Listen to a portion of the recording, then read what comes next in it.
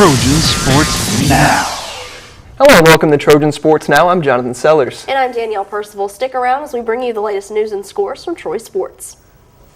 Well, 4 quarters wasn't enough to decide Saturday's football game against the UAB Blazers. It came down to overtime, and the Trojans started the year off with the thriller. After watching UAB muff a kick in overtime, Will Scott and the Trojans had the opportunity to win it. And in the pressure situation, Scott delivered, and the Trojans beat the Blazers 34-31 in overtime. For Scott, it was his second game-winning kick, but for him, the pressure is always the same. I still get butterflies on every kick, but that 42 against FIU and that one right there, I mean, really, I'm always feeling the same pretty much. It was a record-setting night for quarterback Corey Robinson. Robinson set the FBS record for the highest completion percentage with a minimum of 30 completions, going 30 of 32 with a completion percentage of 93.8%. No matter what I do or no matter what anybody as an individual does, man, we got the win, and so that's what we're hunting. The Trojans trailed by 14 entering the fourth quarter, but were able to score 2 touchdowns to tie the game. But it was the defense that was able to help keep the Trojans in the game.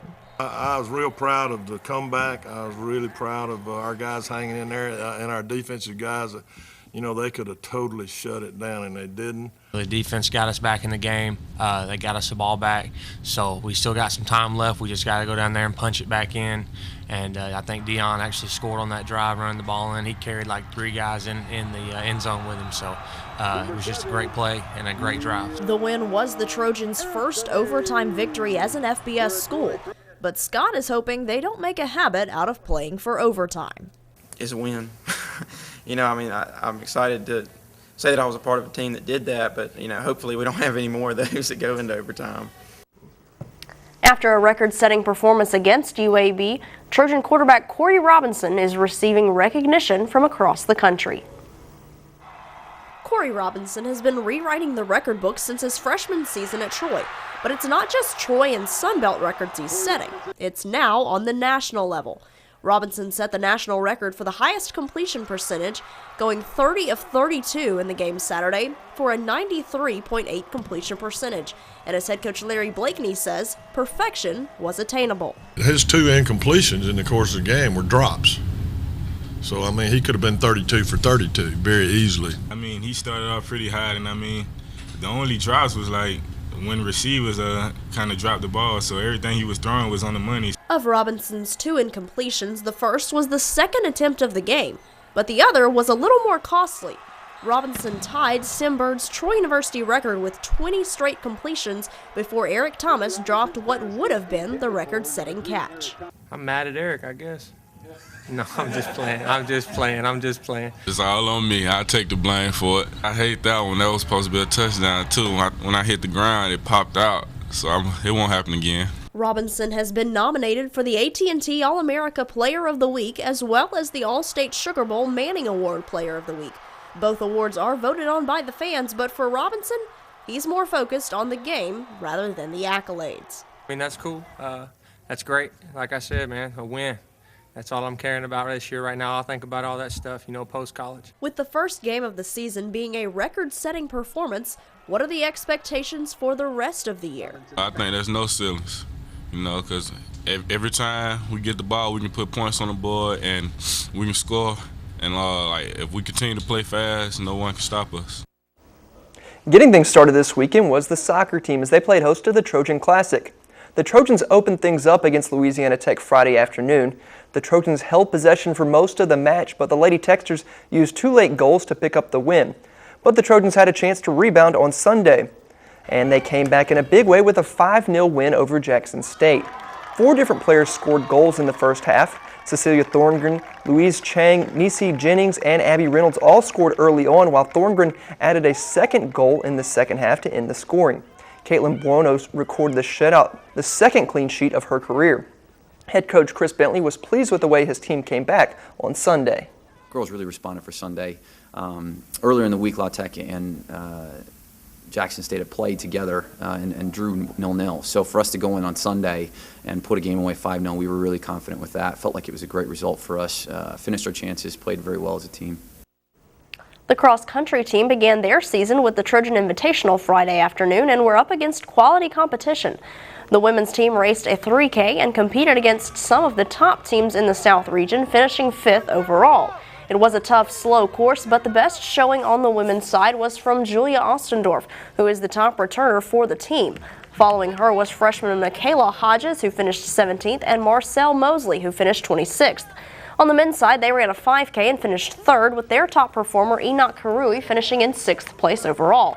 Freshman Travis Lucas finished in 15th, with fellow newcomer Shaquille Parker behind him in 19th. Though it was a tough course, head coach Jeff Jenkins believes his team was able to perform well. Opener for us, we wanted to see who was going to be in what place, and racing is a lot different than the training. So we got to see who was going to mix it up in the race. We saw some things change around a little bit, some people who we thought that may have been our number 1 girl or guy, and it may have mixed up just a little bit on a couple different sides. The race was really slow, the course is tough here, but as far as individual performances, who beat who, I think we mixed it up with some good athletes today. There was no home sweet home for the volleyball team to begin their season as they hit the road to Hattiesburg for the Southern Miss Invitational. Troy and Stephen F. Austin battled back and forth in the Friday opener, but Troy fell in 5 sets. Then on Saturday, the Trojans couldn't get anything going against the host team, falling in 3, but stormed back that afternoon to take 3 straight from Jackson State. Then on Monday, Troy returned home, but it was a new home as Troy played its first ever match in Trojan Arena. Not only that, but the match had some other historical significance. Mitchell Spoon has the story. For the first game inside the new Trojan Arena, things couldn't have gone any smoother for the Trojan volleyball team. They dismissed the Georgia Southern Panthers in 3 extremely close sets on a beautiful Labor Day. It's special for the team. I mean, it's been a long time. We've been waiting for a while to be able to open it for volleyball for us. And they were really ready to play. It was good. We had fixed some things from the weekend, and they came out with a good mindset and a good focus. The Trojans were led by junior Maria Zelenovic, who accounted for 17 kills and hit 268, but the Trojans as a whole hit 172. The Trojans also committed just 15 errors in the game compared to Georgia Southern's 23. So the fact that we could hang on and push through and make plays when it counted, I think that'll benefit us later in the season. Senior Alexandra Alexander recorded 32 assists, while fellow senior Courtney Cohen recorded double-digit kills for the 4th time in 4 matches this season, with 12 in the match. First one in your home team, and especially seeing the crowd, they're pumped. So all they can do is keep striding for success from here on out. The Trojans used 5-point runs in both the first and second match to take control late of the game. Through the entire match, the teams were tied 31 times, but at the end of the day, the Trojans did what was needed to get the win. The win also was Kirkpatrick's 100th victory as coach of the Trojans, and the century mark didn't even appear on Sonny's radar. Honestly, I didn't know. Any win is special, and it's more special for the team. It just means I've been around for a long time. Feels great because we're the first team with him to actually do that. It's a big connecting factor with him. We really are excited that we got to give him his 100th win. From now on, we're just going to continue, him getting the highest wins as possible. The victory brings the Trojans to a 2-2 record as they prepare to head to Auburn later this week to participate in the Active Angle Challenge. Mitchell Spoon, Trojan Sports Now. Still to come on Trojan Sports Now, after a record-setting performance by Corey Robinson, what can Trojan fans expect to see this Saturday on the football field against Savannah State? But first, I had the chance to sit down with Sonny Kirkpatrick and get some insight into his team and the season. Stick around for more Trojan Sports Now.